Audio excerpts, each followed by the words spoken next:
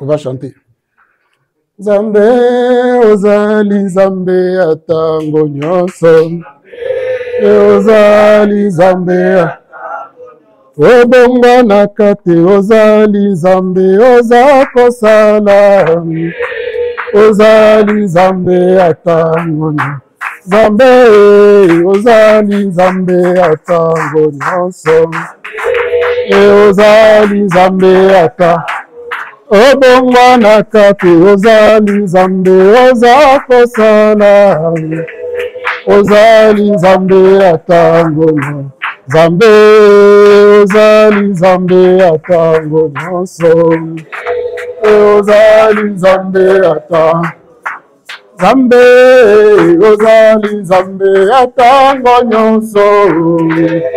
Ozali zambe atango zambe ozali zambe atango nyonso. Ozali zambe atango nyonso. Amen. Alléluia. Vous êtes dans la joie? On va prier.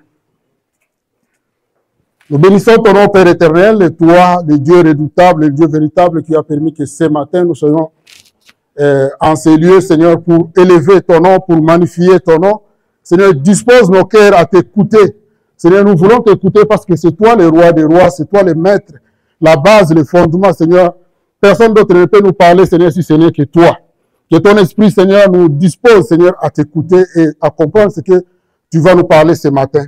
Au nom de Jésus, nous avons ainsi prié. Nous disons Amen. Amen. Amen.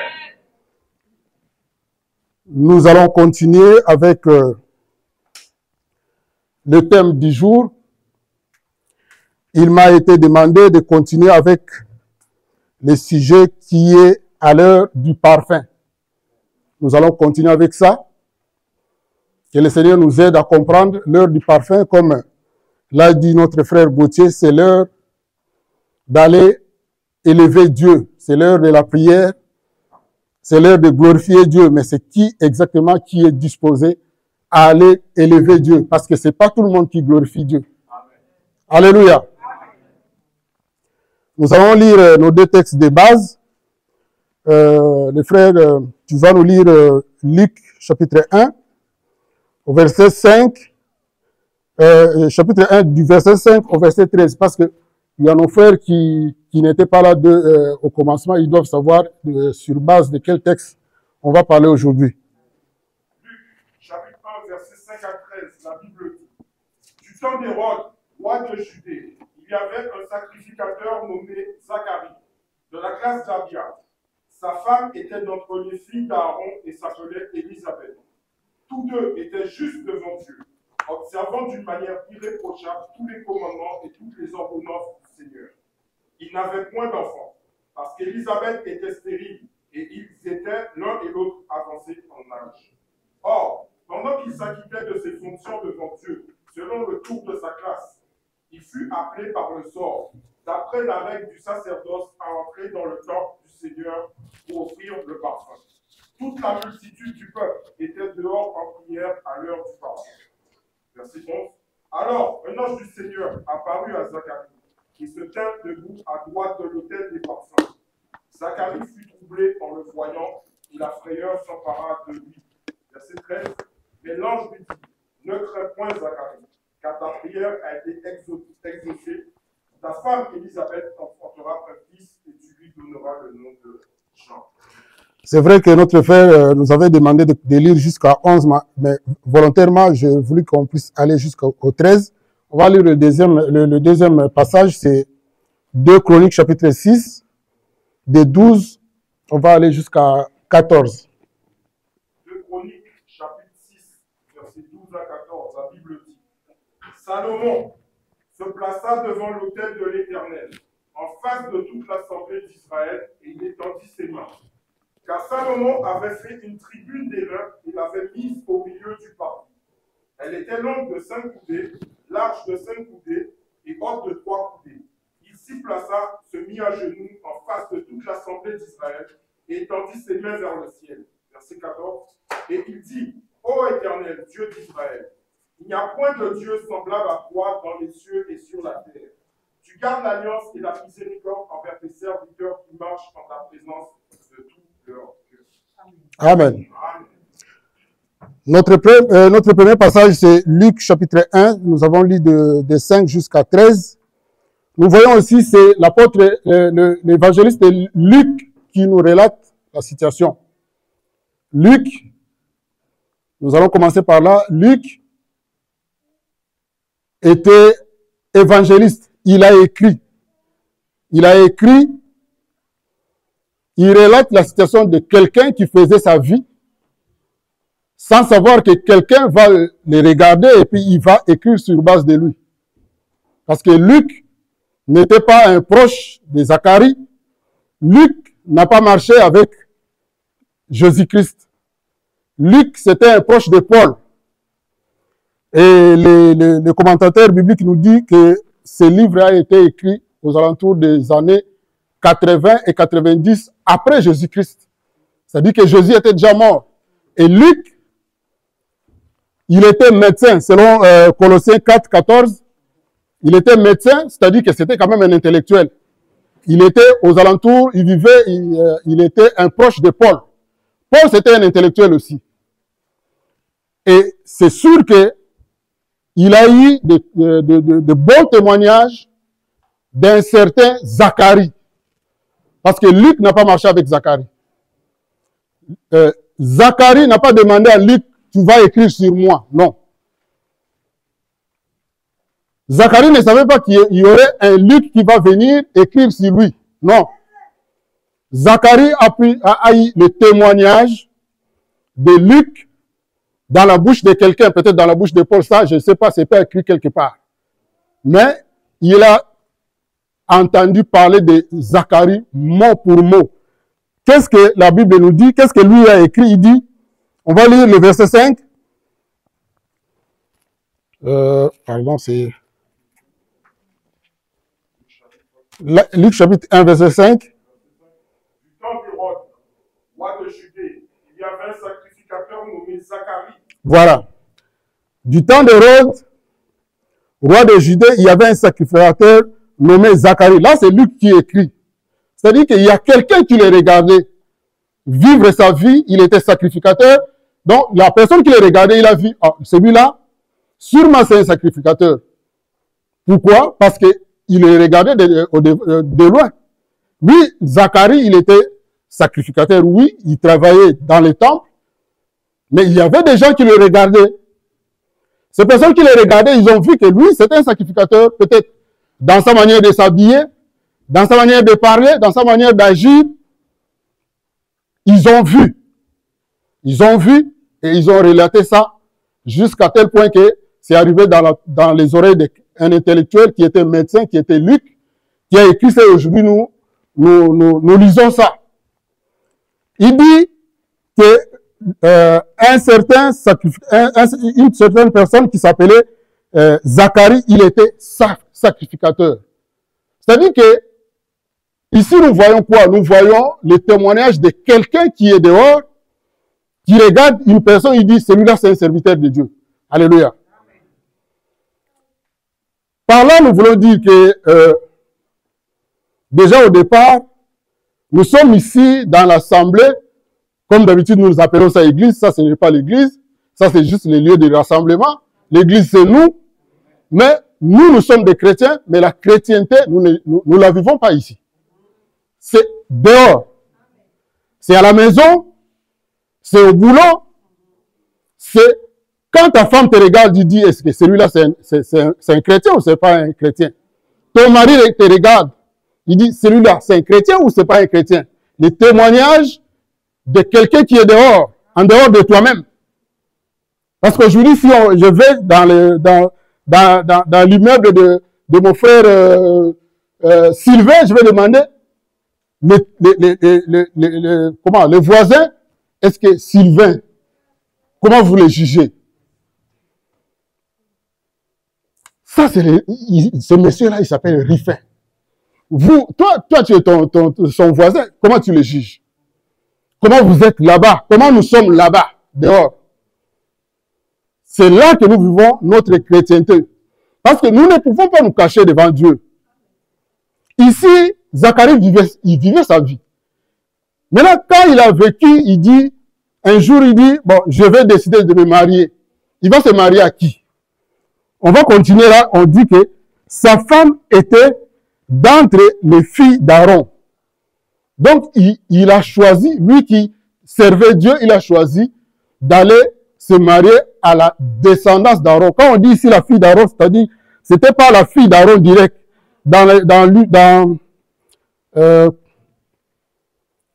Lis d'abord ce verset dans la Bible, le français courant. Oui, s'il vous plaît.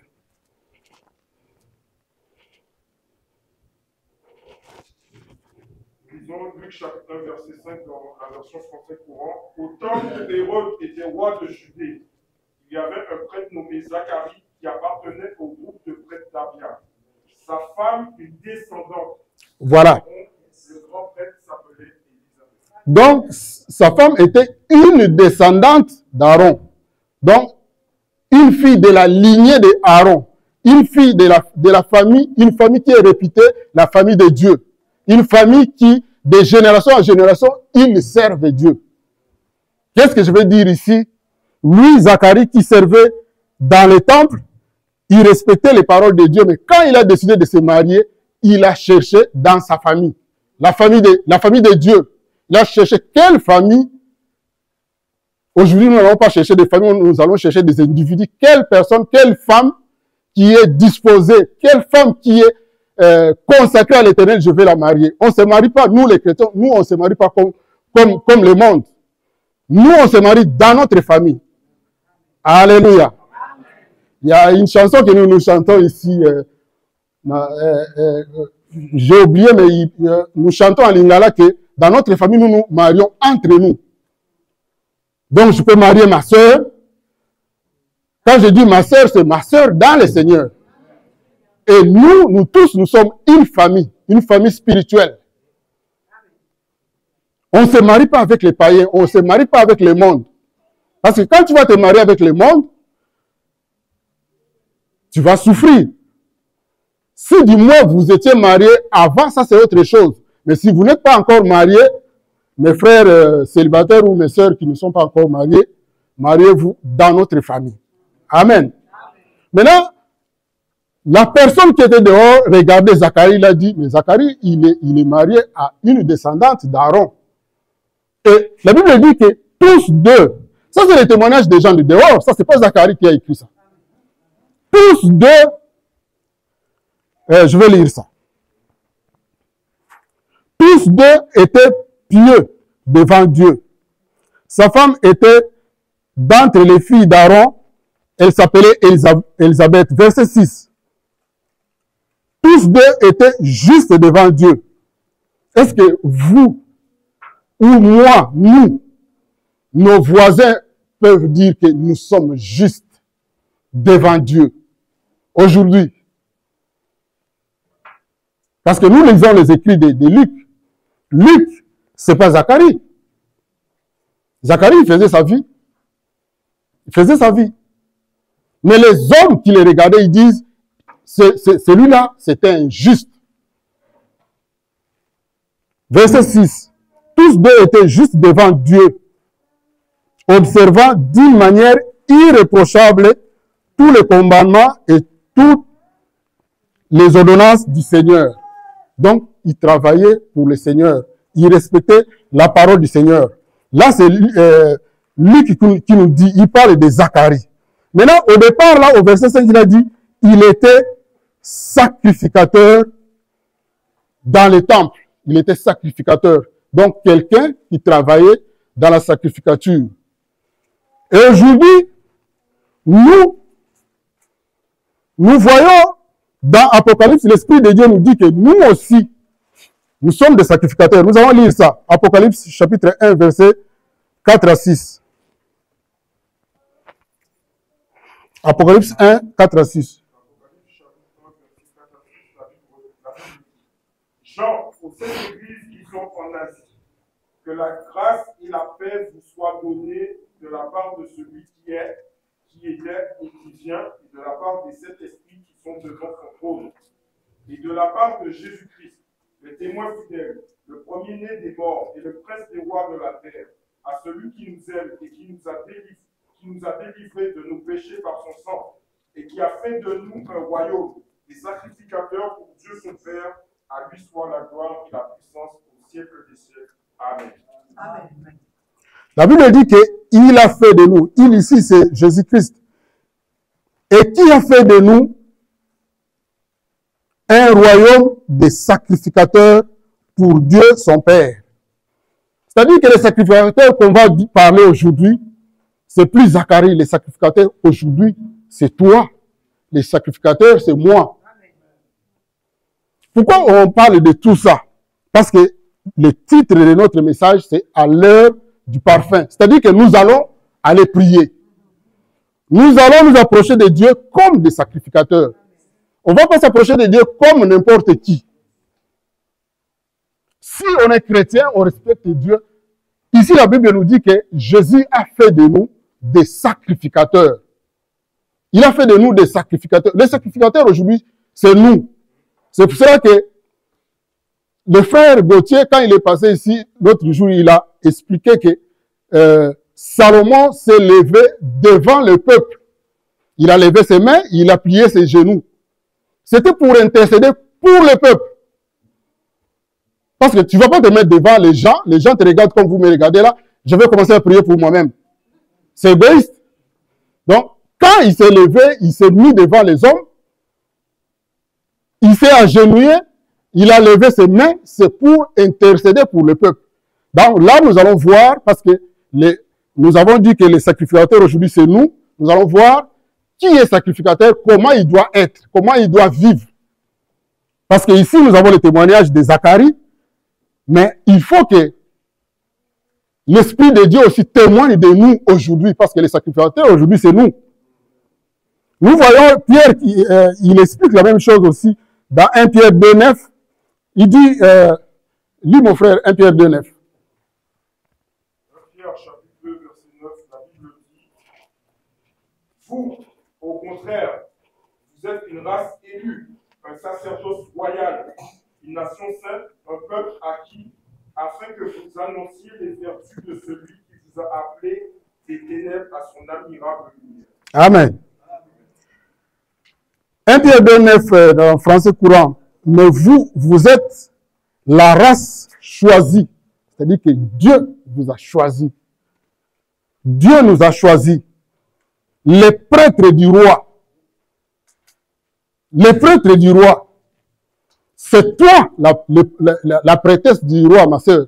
C'est toi le prêtre du roi. Si c'était dans l'ancienne alliance, peut-être tu allais porter aussi la toge. Là, tu marches avec la toge. Jusqu'à Gare de Lyon, là, tu as un toge parce que tu es prêtre. En réalité, nous sommes des prêtres en esprit. C'est ce que Dieu a fait de nous. Un prêtre maintenant. Vous sentez le poids de cette charge-là qu'on t'appelle prêtre. Imagine toi, tu es à la gare de Villeneuve-Saint-Georges là et tu es prêtre en manteau de prêtre là. Tu ne vas pas te comporter n'importe comment parce que c'est tout le monde qui regarde. Attention, il y a un prêtre là. Et le prêtre aujourd'hui, c'est toi. Donc, tu es vraiment prêtre de Dieu. C'est ce que dit la Bible. Un prêtre, il se comporte pas n'importe comment. Un prêtre, il ne va pas se bagarrer dans le métro. Vous êtes prêtre de Dieu, c'est ce que dit la Bible. Mais, prenons aujourd'hui, hier, je suivais encore une émission à la télé, c'est sur YouTube, parce que moi, je regarde YouTube à la télé. C'est entré tout seul comme ça. Je vois un monsieur qui vient, un couple était là et puis il dit, est-ce que je peux vous poser des questions? Ils ont dit, oui, tu peux nous poser des questions. Est-ce que je peux regarder vos téléphones dedans? Ils ont dit oui. Ok, remettez-moi le téléphone. Ils lui ont remis le téléphone. Le monsieur allait sur, je ne sais pas quelle application, il a commencé à regarder. Il a posé, c'était le téléphone de la dame. Il a posé la question. Monsieur tel, c'est qui? Parce que le monsieur là, il dit, bonjour, en tout cas, on doit se voir parce que là, ça fait quelques jours. je ne vois pas mon fils. Et puis, le monsieur qui est là avec toi, là, il pense que c'est son fils. En réalité, c'est mon fils. Je dois le voir. C'était qui? C'est qui encore? Et là, le monsieur s'est énervé. Le monsieur s'est énervé. Il dit, c'est qui? La dame dit, tu me remets mon téléphone. Tu me remets mon téléphone. En fait, la dame, elle était mariée. Elle a un enfant. Mais elle a fait l'enfant avec un benguiste. Vous connaissez c'est quoi un benguiste? Ceux qui viennent de l'Europe ou des États-Unis, mais en Afrique, on les appelle comme ça. Surtout au Cameroun. On les appelle comme ça, les benguistes. Les Parisiens, chez nous, on appelle ça comme ça. Même si tu viens de la Belgique, mais au Congo, on t'appelle Parisien. Donc, la dame a fait l'enfant dans son mariage, mais avec quelqu'un qui est venu de l'Europe. Et ils ont découvert ça comme ça. Et souviens-toi maintenant que c'est toi le prêtre. Quand vous êtes là, chacun a un téléphone, non? Vous savez qu'est-ce que vous avez dans vos téléphones. Si on prend vos téléphones, on va commencer à regarder. Bon, frère Jimmy, on va regarder ton WhatsApp là. Qu'est-ce que tu as écrit dans ton WhatsApp là? Tu fais des recherches là. Bonjour chérie. Tu regardes bonjour chérie. Chérie, c'est pas la dame, la femme de... Tu vois un nom là bizarre qui sort. Ah. Mais quand tu marches avec ça en tant que prêtre de l'Éternel, tu as le péché collé sur toi. Tu es prêtre, mais tu viens avec le péché. Vous savez le danger de ça, c'est quoi exactement? Quand tu priais pas, le diable savait que lui, il m'appartenait. Il m'appartenait à 100%. Il ne s'occupait même pas de toi. Maintenant, tu dis que je commence à prier et tu dis que je suis prêtre de Dieu. Un prêtre, il prie pour lui, il prie pour le peuple, il prie pour l'assemblée, il prie pour les malades, il prie pour sa famille, il prie pour tout le monde. Et Dieu qui est fidèle à sa parole, il exauce tes prières. Mais quand il exauce tes prières, le diable s'énerve. Lui, il se prend pour qui? Maintenant, il va faire quoi? Il va commencer à rôder. Le diable rôde autour de nous pour voir qui il va dévorer. Mais pour qu'il te dévore, il faut qu'il trouve quelque chose de lui en toi. Pas seulement au-dedans. Hein? Même si ton email, c'est ton email. Ta boîte email, c'est ta boîte email. C'est avec ton nom. C'est toi. Si tu as des lettres des chéris des années 80 qui sont toujours là, qui attendent, mais c'est toi. Le péché est collé sur toi. Le prêtre de Dieu. Parce que là, à l'heure du parfum, nous allons aller prier. Ne va pas énerver le diable. Parce que si tu n'es pas séparé avec lui, tu vas prier pour le peuple. Dieu va bénir ce peuple-là. Mais tu vas énerver le diable. Tu vas chercher des problèmes. Vous avez déjà entendu les témoignages des gens qui ont dit, avant que quand je priais, j'étais bien. Quand je priais pas, j'étais bien. Mais depuis que je commence à prier, la galère commence à me suivre comme pas possible. Vous avez déjà entendu ça? Hein? C'est à cause de quoi? C'est à cause de quoi? Quand vous vous séparez du monde, personne ne vous a imposé. Mais séparez-vous vraiment. Mais si vous mettez juste un pas et puis vous restez derrière là, vous vous mettez en danger vous-même. Vous-même. Parce que là, nous allons prier. Chaque fois qu'on va dire ici, bon, on va prier pour l'assemblée, toi tu vas prier comme des prières automatiques. Tu sais pas que les paroles que tu fais sortir, Dieu écoute. Dieu étant fidèle à sa parole, il va exaucer. Hein? Mais quand il va exaucer, tu auras des problèmes avec le diable parce que tu n'es pas séparé avec lui. Mais si tu es séparé avec lui, il viendra toujours. Comme d'habitude, il va rôder autour de toi, il va rôder, il va rien trouver, il va partir. Mais s'il trouve quelque chose de lui au-dedans de toi, tu as un problème. Tu as un problème. C'est là qu'il va entrer. Parce que il a trouvé quelque chose de lui en toi. Amen. On va lire Romains, chapitre 12, verset 1.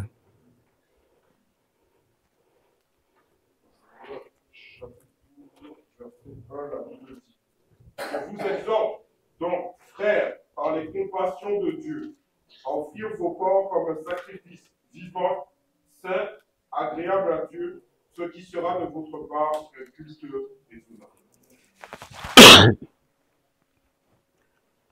Romains 12, verset 1. Je vous exhorte donc, frères, par les compassions de Dieu, à offrir vos corps comme un sacrifice vivant, saint. Un sacrifice saint. Vous savez ce mot-là, je vais vous dire la vérité, dans les assemblées, comme on appelle ça, les assemblées des saints, il y a un nom saint dedans les assemblées des saints, mais ce mot-là saint, ils le disent pas trop. Et surtout, ils ne le pratiquent pas trop. Je vous dis la vérité. Donc, quand on dit saint là, ça appelle la vie de la sanctification. La vie de la sanctification, même chez les assemblées des saints, en tout cas, comme on dit dans le monde, ça laisse à désirer. Dans les assemblées des saints. Dans les assemblées des saints, vous allez voir des gens qui passent devant, qui vous expliquent comment sont les écailles de crocodile, les dents de lion, les cornes de je ne sais pas de quoi là. Mais la sanctification. Peut-être ils ne prêchent pas ça. Peut-être ils prêchent ça, mais pas à un bon niveau. Mais les pratiquer, oubliez ça. J'ai vu un serviteur de Dieu dernièrement, on lui a posé la question, mais pourquoi tu n'aimes plus qu'on dise que tu es des assemblées de saints? Il dit, mais ces gens-là, ils incarnent aujourd'hui l'impudicité. C'est grave ça. Je ne sais pas si vous avez suivi. La vie de la sanctification. Bien aimé, où on est dans le monde, où on est chrétien. Mais on ne peut pas faire tous les deux. Où on est de Dieu, où on est du diable. On ne peut pas vivre tous les deux ensemble. Si on essaie de vivre tous les deux ensemble, oubliez ça, vous êtes du diable. Vous êtes du diable. On souhaite tous aller au ciel. Mais il faut qu'on soit sincère avec nous-mêmes. Si aujourd'hui, les pasteurs d'ici, ils viennent ici, ils disent, bon, prochainement, on va organiser ceci ou cela pour l'avancement de l'Assemblée. Si vous savez au-dedans de vous que vous n'êtes pas saint, mieux vaut ne pas venir. Parce que si vous venez chercher des problèmes avec le diable. Parce que si vous n'êtes pas séparé avec le diable, là, il va commencer maintenant à vous menacer. Parce que vous venez faire des prières automatiques ici. Mais Dieu étant fidèle à sa parole, il écoute, il exauce. Vous bénissez les autres, mais vous-même, vous ne serez pas bénis. À l'heure du parfum, on va aller prier. Là, il dit que nous devons offrir nos corps, que ce soit saint. Donc, nous appelons la sanctification, la vie de la sanctification. Et il dit encore que à offrir nos corps comme des sacrifices vivants. Donc, nous devons sacrifier certaines choses dans nos vies. Si j'étais fumeur, je viens dans l'assemblée des saints, selon les écritures, là, pas les églises là, des hommes. Si je deviens chrétien, je fais mon mieux pour abandonner la cigarette. Si je ne suis pas capable, je vais prier pour ça, je vais demander la prière aux frères, aidez-moi, je dois abandonner ça. Ce n'est pas mauvais non plus. Aujourd'hui, tu viens, tu cherches les pasteurs, tu dis, pasteur, mon difficulté, c'est ça pour avancer. Ça me bloque. Aide-moi dans la prière. Lui qui connaît les gens qui sont disposés vraiment à prier avec lui, il va dire, frère tel, on va prier pour tel, il a cette situation. On va prier pour toi. Ce n'est pas mauvais. Si vous avez un problème difficile, venez pas chercher Papa Jimmy, moi je ne suis pas pasteur. Hein. Vous connaissez l'étoile de l'église, non? Alléluia. Allez, c'est son travail. Allez lui dire. Même si ça va lui gonfler la tête, dites-lui. Frère, ça, j'arrive pas à abandonner. L'impudicité là, j'arrive pas à abandonner. Il y a une petite fille qui est au coin de la rue là, moi, j'arrive pas à abandonner. Ça demande la vie.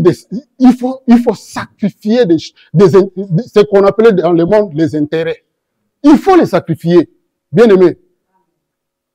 Mieux vaut entrer encore au ciel sans les pieds. Mais entrer quand même. Parce que de toutes les façons, là-bas, nous n'aurons pas ce corps. Apprenons à sacrifier. Il y a des choses qui sont difficiles à abandonner. Ça, je ne le nie pas. Je ne le nie pas. Moi-même, j'étais fumeur. Je sais comment j'ai galéré pour abandonner la cigarette. Aujourd'hui, les gens ne croient pas que je fumais. Moi, je fumais au moins 40 cigarettes par jour. 20 toute la journée. Mais quand je vais entrer dans la boîte de nuit, là aussi, 20. Parce que devant la bière, là, quand ça chauffe au Congo, vous savez, vous fumez. Hein? Et là, même la musique que tu n'aimes pas dehors, là, tu les danses. Parce que la tête, ça tourne déjà. Et si aujourd'hui, on vous dit que Jimmy fumait, il y en a qui vont dire non. Oui, j'ai fumé. J'ai fumé. Mais quand j'ai commencé à prier, je vous dis, c'est pas facile d'abandonner la cigarette. Hein. J'ai demandé de l'aide. Frère, n'aie pas honte. Va chercher l'étoile de l'église, mon frère. Ça, j'arrive pas à abandonner. Aide-moi dans la prière. En plus, c'est quelqu'un qui est déjà consacré à l'Éternel. Sa prière, je pense qu'il est plus fort que les miens. Hein.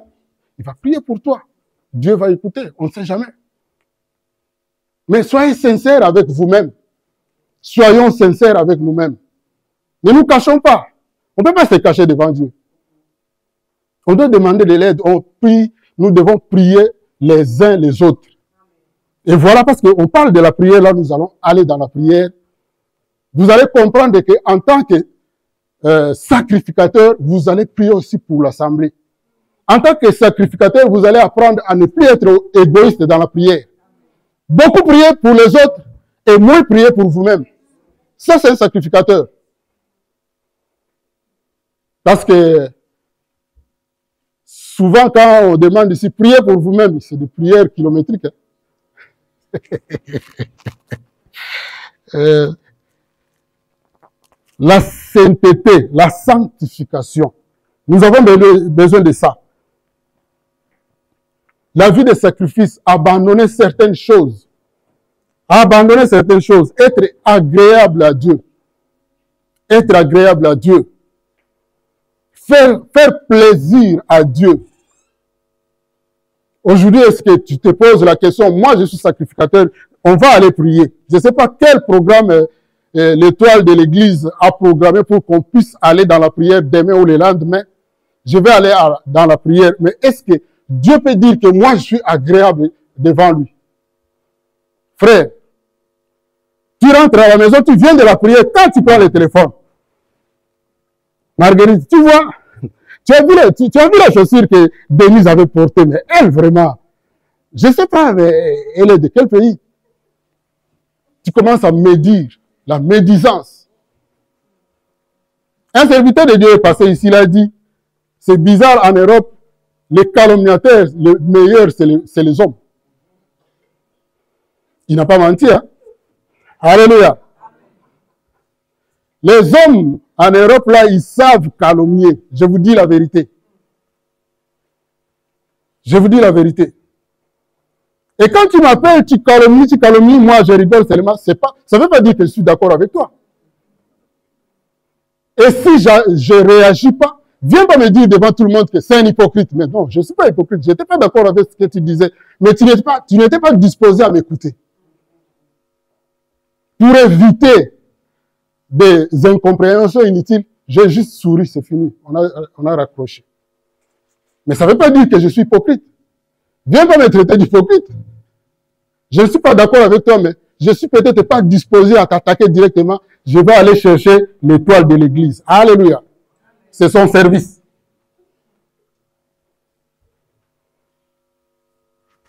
Ce monsieur-là, ou cette dame-là, regarde comment elle se comporte. Ce monsieur-là, comment il se comporte. Toi, l'étoile de l'église, débrouille-toi. C'est ton travail. Alléluia.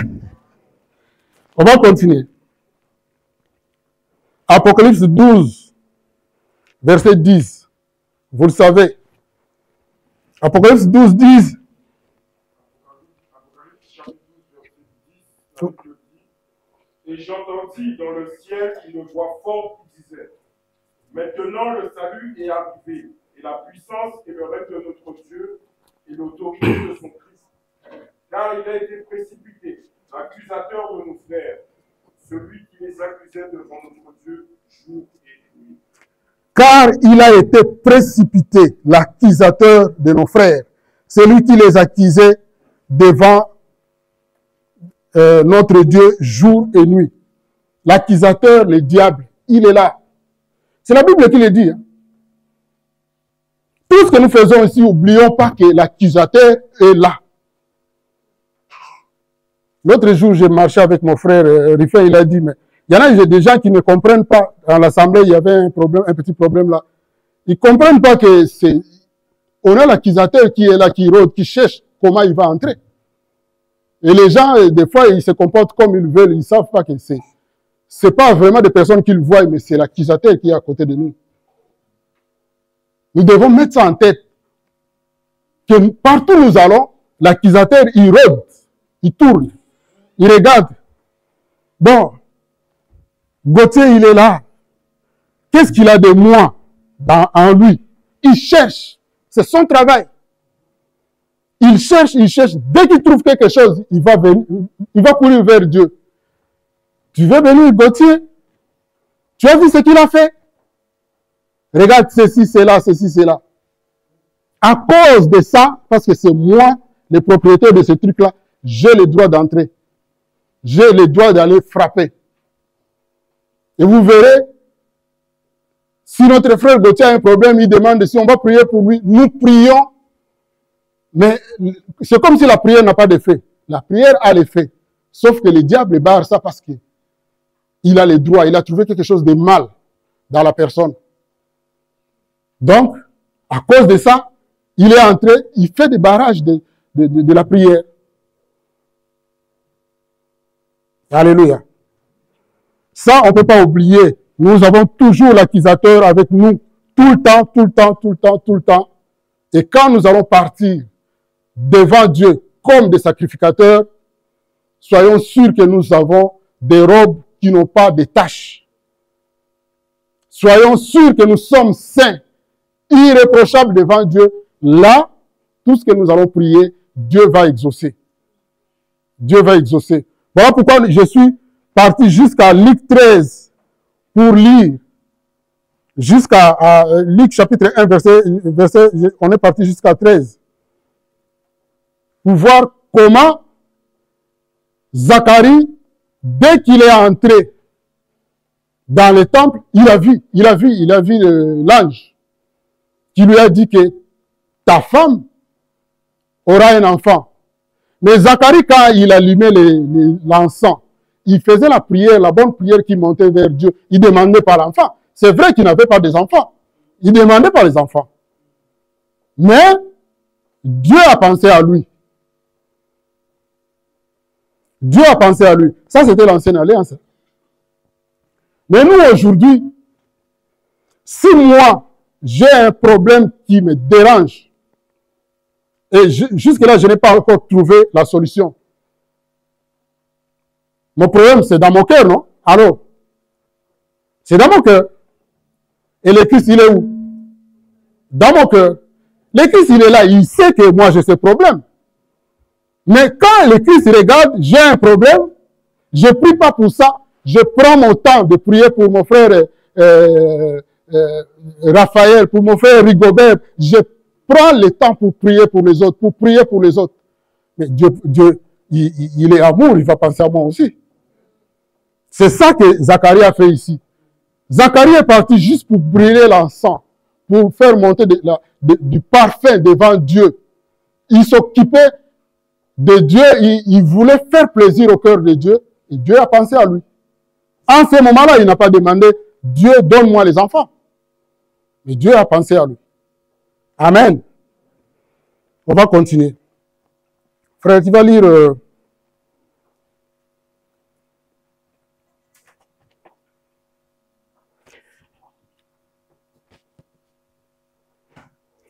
Nous voyons que Un sacrificateur ici, c'est quelqu'un qui est consacré à Dieu. Il est consacré à Dieu comme nous avons lu dans Luc chapitre 1, verset 5. Nous voyons aussi dans ce passage même que les sacrificateurs, c'est un modèle de la société. Tu dois être un modèle. Les gens qui ont des problèmes, ils doivent venir chercher des conseils vers toi parce qu'ils voient ta manière de vivre. Ta manière de vivre qui est bonne, ils trouvent que s'ils ont un problème, mieux vaut venir te chercher. Est-ce que tu penses aujourd'hui que dans ta famille à toi, si quelqu'un a un problème, il peut venir te chercher? Dans ta famille, même dans la chair. Dans notre famille spirituelle comme ça, est-ce que j'ai un problème? Je peux chercher un frère tel? On va d'abord regarder comment tu es. Comment tu es. La sanctification. Imagine-toi, tu as mal parlé de quelqu'un au téléphone, sortant de l'église, jusqu'à tel point que la personne qui t'a écouté, il dit, bon, je ne vais plus aller dans cette assemblée-là. Il est resté à la maison à cause de toi, sacrificateur. À cause de toi, sacrificateur. Est-ce que tu es sacrificateur vraiment? Tu es sacrificateur? Exode chapitre 31, verset 10. Exode chapitre 31, verset 10, la Bible dit, les vêtements d'office, les vêtements sacrés pour le sacrificateur Aaron, les vêtements de ses fils pour les fonctions du sacerdoce. Ici, on parle des vêtements d'un sacrificateur. Ils avaient des vêtements à eux. Ces vêtements avaient beaucoup de significations. Ces vêtements, chaque partie représentait quelque chose. Nous avons lu, par exemple, dans 1 Timothée 3, je vais voir ça. 1 Timothée, chapitre 3, verset 1 à 4. 1 Timothée, chapitre 3, verset 1 à 4. La Bible dit, cette parole est certaine. Si quelqu'un aspire à la charge d'évêque, il désire une œuvre excellente. Il faut donc que l'évêque soit irréprochable, mari d'une seule femme, sobre, modéré, réglé dans sa conduite, hospitalier, propre à l'enseignement. Il faut qu'il ne soit ni adonné au vin, ni violent, mais indulgent, pacifique, désintéressé. Verset 4, il faut qu'il dirige bien sa propre maison et qu'il tienne ses enfants dans la soumission et dans une parfaite honnêteté. Amen. Ici, on parle de qui? Ici, on parle des anciens, les qualités des anciens. Mais les qualités des anciens ne sont pas loin des qualités des sacrificateurs. Donc, quand nous avons parlé ici des vêtements, nous voulons parler des comportements. Des comportements, parce que les vêtements du sacrificateur, chaque partie représentait quelque chose. Si on commence à lire partie par partie ici, on va pas quitter ici. Mais il y a beaucoup de choses. C'est ça, à peu près une bonne partie des comportements d'un ancien. Un ancien, c'est quand même quelqu'un qui a des qualités comme un sacrificateur. Un sacrificateur, il ne vit pas n'importe comment, comme un ancien aussi. Il marche vraiment dans la sainteté de Dieu. Il marche dans la crainte de Dieu. Il faut qu'il ait toutes ces qualités qu'on a lues pour un ancien. Nous allons quand même décortiquer juste un peu la tenue des sacrificateurs pour voir. Parce que les sacrificateurs aujourd'hui, c'est toi. Pourquoi nous lisons ça? Je rappelle toujours parce que les sacrificateurs, c'est toi. Ce soir, demain ou le lendemain, de toutes les façons, chaque fois que tu pries, tu vas comme un sacrificateur, tu vas aller à l'heure du parfum. N'essaie pas de prier pour le frère Jimmy alors que toi-même tu n'es pas propre devant Dieu. Tu vas t'attirer des malédictions. Donc, un sacrificateur, c'est quelqu'un qui est toujours dans la bonne position avec les habits de sacrificature. Nous allons lire Exode. Exode 28. Nous allons commencer au verset 15 jusqu'à 21.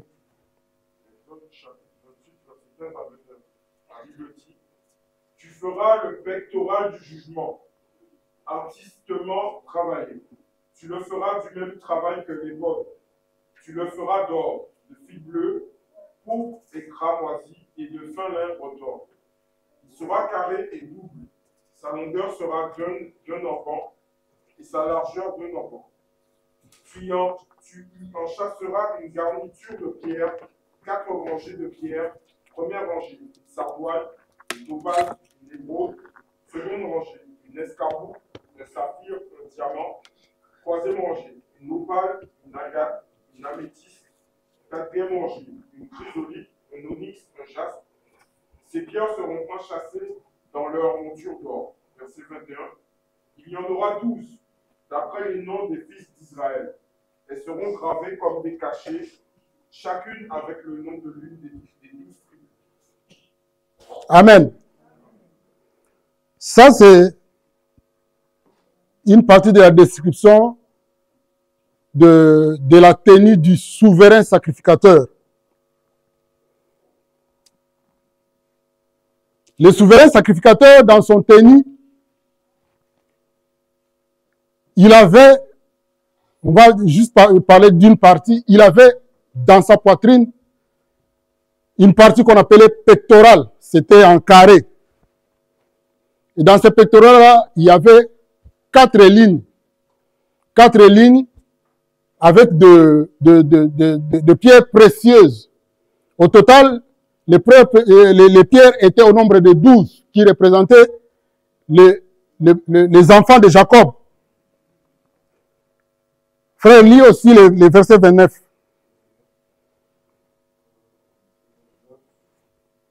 Lorsque Aaron entrera dans le sanctuaire, il portera sur son cœur les noms des fils d'Israël, gravés sous le pectoral du jugement, pour en conserver à toujours le souvenir devant l'Éternel. Lorsque Aaron entrera, il aura ce pectoral. Il amènera ces 12 pierres devant Dieu.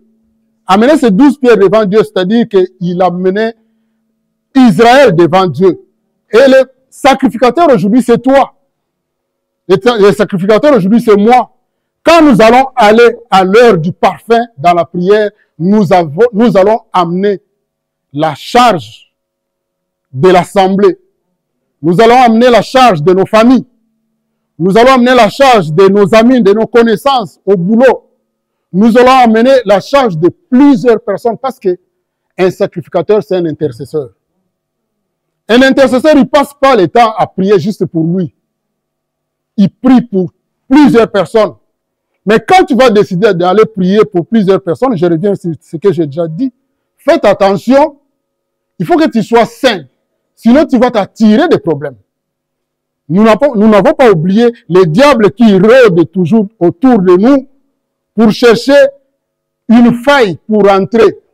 Et s'ils trouvent une faille, c'est pour nous maudire. Comme Jean 10 dit, l'ennemi vient pour voler, égorger et détruire. Ça, c'est sa mission. Ça ne change pas. Mais pour ne pas entrer, pour voler, égorger, détruire, il faut qu'il ne trouve rien de lui en nous.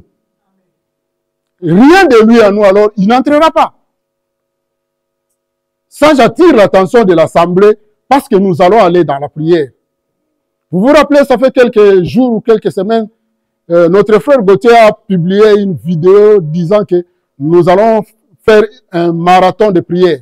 Vous vous rappelez? Franchement, je vous dis la vérité, si vous n'êtes pas sacrificateur, n'entrez pas dans ce programme-là. N'entrez pas. Demande-toi, est-ce que moi, je suis prêtre de Dieu? Est-ce que moi, on peut m'appeler aussi servante de Dieu? On peut m'appeler aussi serviteur de Dieu?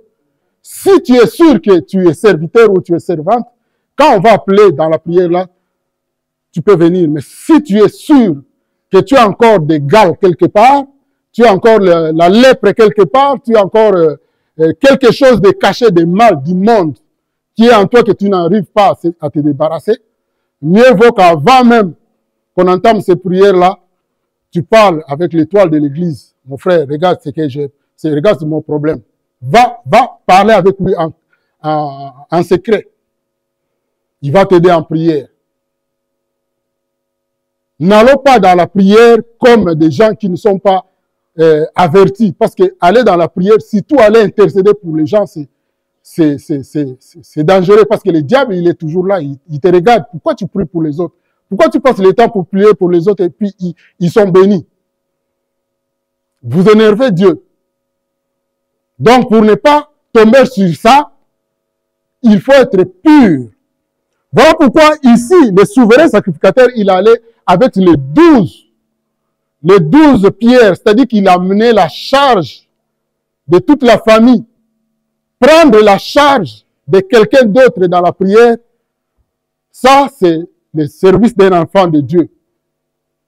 Tu prends vraiment le temps de prier pour frère tel, alors que lui-même ne sait pas que tu pries pour lui. Tu pries pour lui. La sœur telle a un problème, toi tu le sais, tu prends le temps de prier pour lui. Tu prends le temps de prier pour lui. À un moment donné, tu dois t'oublier toi-même. Tu oublies tes sujets. Tu oublies tes difficultés. Nous avons la preuve ici. Zacharie, il est parti, il a commencé à brûler l'encens. Il a commencé à lever du parfum devant le trône de Dieu. Il ne demandait pas des enfants. Mais Dieu a dit, ta femme tombera enceinte et tu auras un enfant.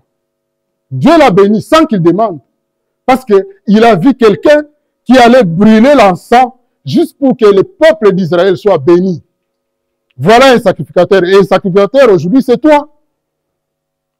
Ne sois pas égoïste. Prends le temps de prier pour les autres.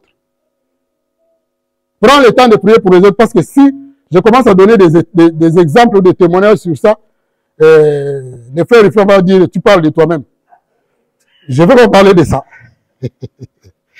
Alléluia.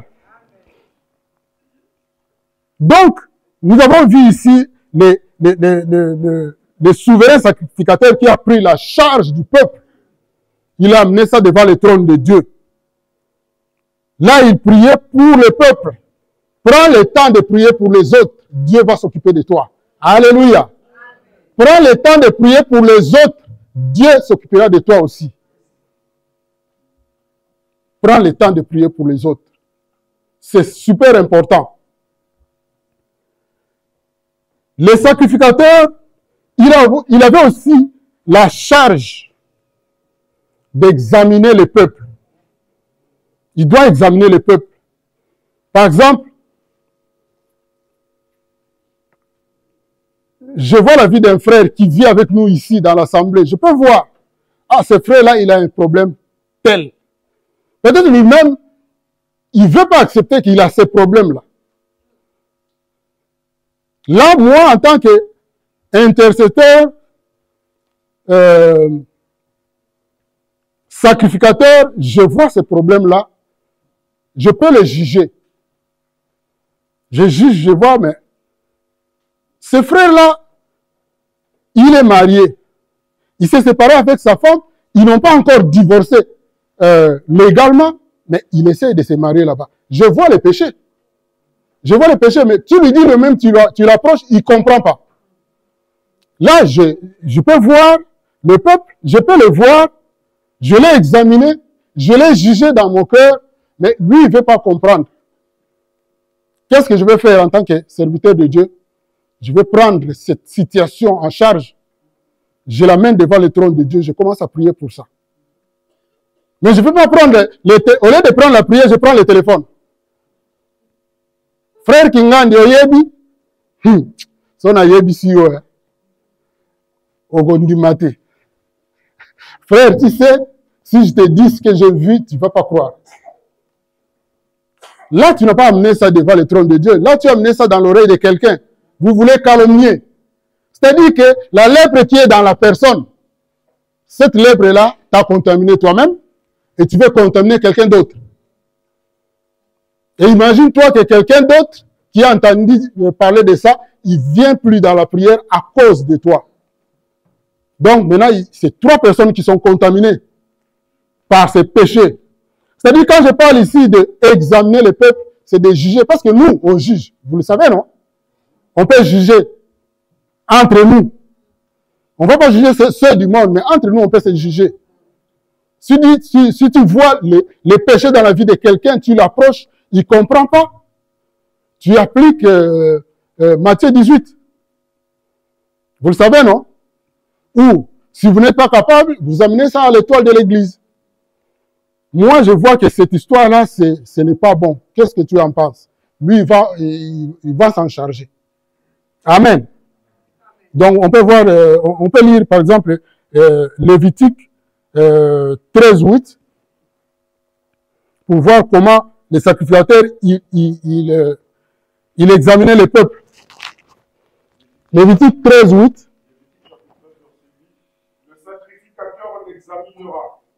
Si la larve s'est étendue sur la peau, le sacrificateur le déclarera impur s'il a lèpre. Donc, le sacrificateur a examiné quelqu'un.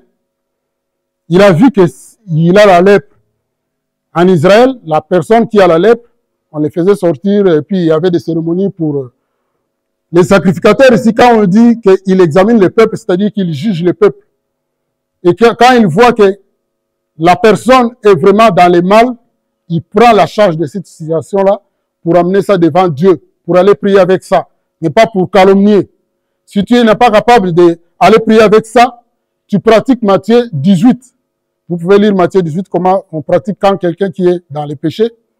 Et puis, vous pouvez aussi amener ça au pasteur. Regarde, mon frère, il y a un tel problème que j'ai remarqué dans la vie de mon frère tel ou de ma soeur telle. Occupe-toi de ça. Amen. Ne vous inquiétez pas, je vais finir bientôt là. Les sacrificateurs, encore, ils représentent le peuple. Néhémie chapitre 1, versets 5 à 6. Néhémie chapitre 1, versets 5 à 6. Et je dis, ô Éternel, Dieu des cieux, Dieu grand et redoutable, toi qui gardes ton alliance et qui fais miséricorde à ceux qui t'aiment et qui observent tes commandements. Verset 6. Que ton oreille soit attentive et que tes yeux soient ouverts. Écoute la prière que ton serviteur t'adresse en ce moment, jour et nuit, pour tes serviteurs, les enfants d'Israël, en confessant les péchés des enfants d'Israël, nos péchés contre toi, car moi et la maison de mon père, nous avons péché. Amen. Regardez ici comment Néhémie prie. Néhémie va représenter le peuple devant Dieu. Il dit, écoute la prière que ton serviteur t'adresse en ce moment, jour et nuit, pour te servir les enfants d'Israël, en confessant les péchés des enfants d'Israël. Lui, Néhémie, il prend la charge des enfants d'Israël, il va confesser les péchés des enfants d'Israël. C'est pas lui-même qui était l'enfant d'Israël. Il prend la charge de toute l'assemblée d'Israël, il amène ça devant le trône de Dieu. Il dit, en confessant les péchés des enfants d'Israël. Donc lui, il confessait les péchés des enfants d'Israël. Nos pères contre toi, nos péchés contre toi. Car moi et la maison de mon père, nous avons péché. Moi et la maison de mon père, nous avons péché. Il a pris la charge et de ses parents et de toute l'assemblée, il amène ça devant le trône de Dieu. Ça, c'est un sacrificateur. Ça, c'est un sacrificateur. Il prend la charge de quelqu'un d'autre.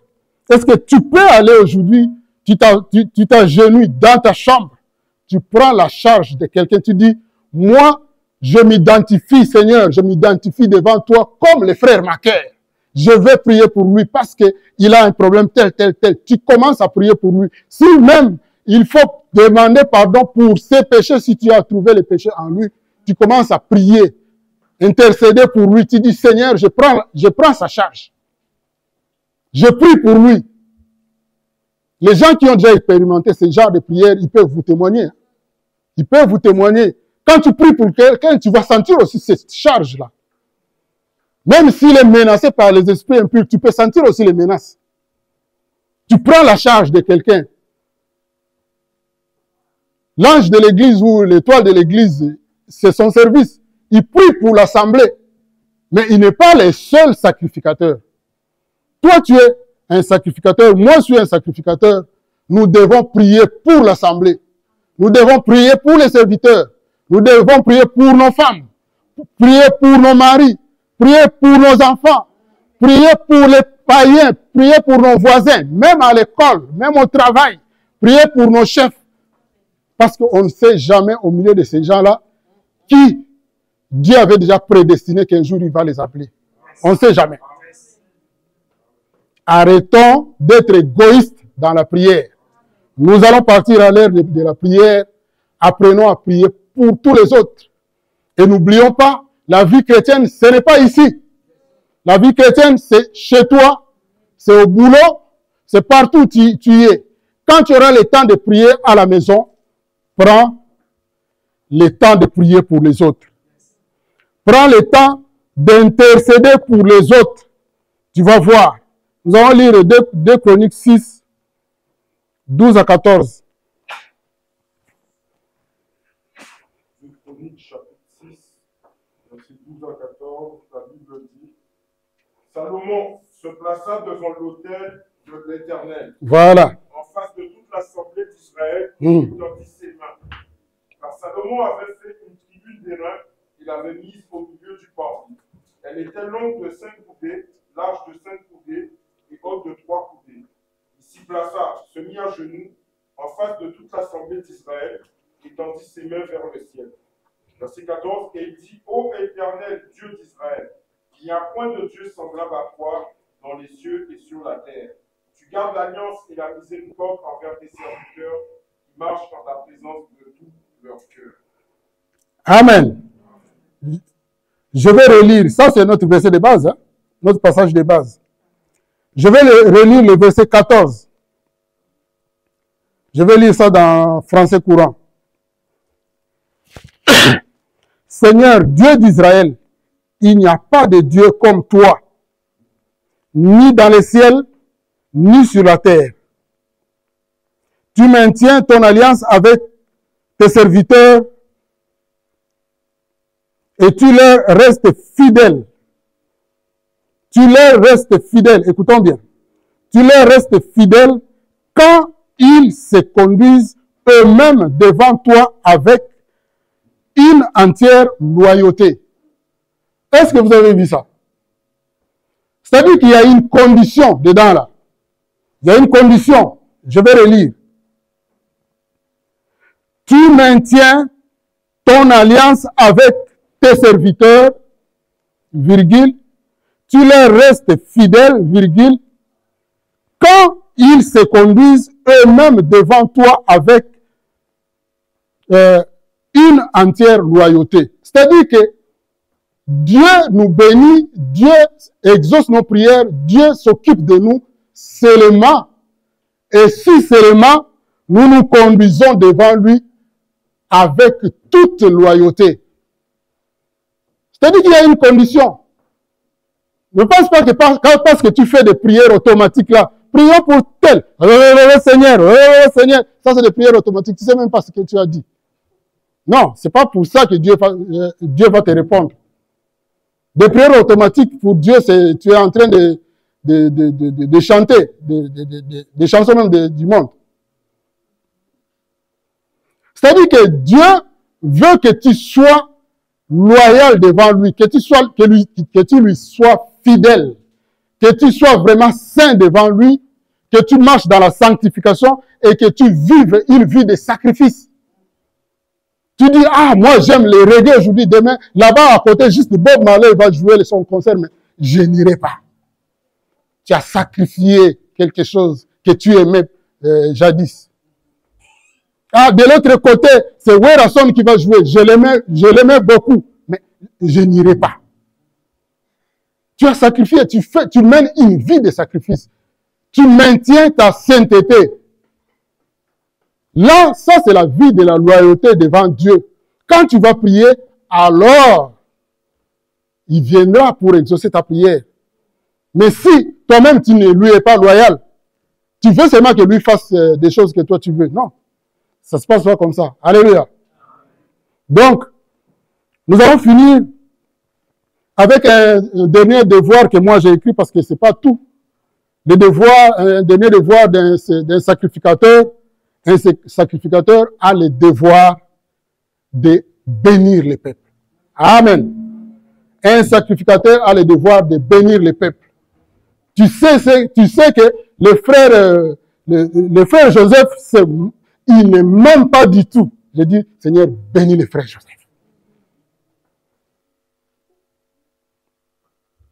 La sœur Fabiola, elle ne me regarde pas. Sa manière de me regarder, c'est comme si elle ne m'aime pas. Seigneur, j'ai béni la sœur Fabiola. C'est pas facile. Hein? On va lire 2 Chroniques 30, 27.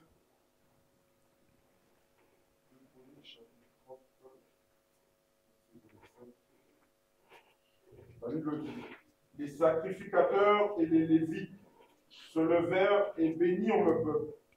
Et leur voix fut entendue. Et leur prière parvint jusqu'aux cieux, jusqu'à la sainte demeure de l'Éternel. Voilà. Les sacrificateurs se levèrent avec les Lévites. Ils bénirent le peuple. Ils bénirent le peuple. Ils bénirent le peuple. Peut-être au travers, parmi ce peuple-là, il y avait des gens qui ne les aimaient pas. Mais leur devoir, c'est de bénir. C'est de bénir. Nous, les chrétiens, on ne maudit pas. On ne maudit pas. Dernièrement, il y a une sœur, notre sœur, je ne vais pas citer son nom, m'a appelé pour qu'on fasse une émission, que je puisse filmer quelqu'un qui va parler de Dieu. Mais c'est quelqu'un-là, c'est quelqu'un que je connais au travers de mon frère Adélard. Ça fait quelques années. Ce monsieur-là, je l'ai déjà vu en ligne. Sur Internet, comme ça, il faisait un direct et puis il y a une sœur qui lui a posé la question. Il s'est énervé comme pas possible. Il a commencé à maudire. Il a maudit cette sœur-là. Et jusqu'aujourd'hui, il n'a jamais demandé pardon. Et j'ai appelé le frère Adélard pour dire, regarde, ton frère là, il s'est mal comporté. Le frère Adélard l'a appelé, il a dit, c'est la sœur qui va me demander pardon. Moi, je ne peux pas demander pardon. Moi, je suis ministre. Jusqu'aujourd'hui. Jusqu'aujourd'hui. Tout ce que j'ai dit ici, en tout cas, je n'ai pas vu les prophéties, les révélations. Je n'ai pas vu ça. La sainteté, mon frère. La sainteté. La vie de la sanctification. Ça, c'est la base. Même si tu vas voler comme un aigle, mais si tu n'as pas de racines, tu vas rater. Tu vas rater. Vous voyez comment nos artistes, je ne sais pas, on va les appeler les serviteurs de Dieu ou les artistes seulement du monde, qui s'appellent des pasteurs qui sont au Congo là, qui commettent des dégâts, ils ne demandent jamais pardon. Jamais. Ils ne s'humilient pas.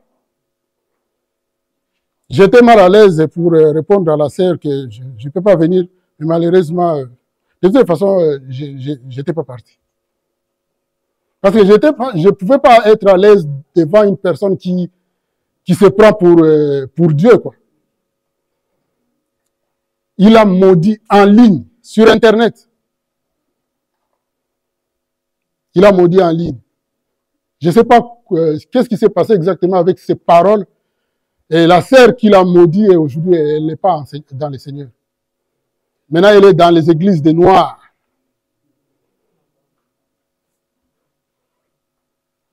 Vous voyez? Donc, peut-être qu'il ne savait pas qu'il était sacrificateur de Dieu. Bon, peut-être que c'était un serviteur du diable qui s'est déguisé, qui s'est caché au milieu de nous. Mais un serviteur de Dieu, un sacrificateur, a le devoir de bénir le peuple. Bénir nos ennemis, bénir ceux qui nous aiment, bénir ceux qui ne nous aiment pas, bénir tout le monde, bénir le pays, bénir, bénir, bénir et jamais maudire. Amen. Amen. Nous allons nous mettre debout.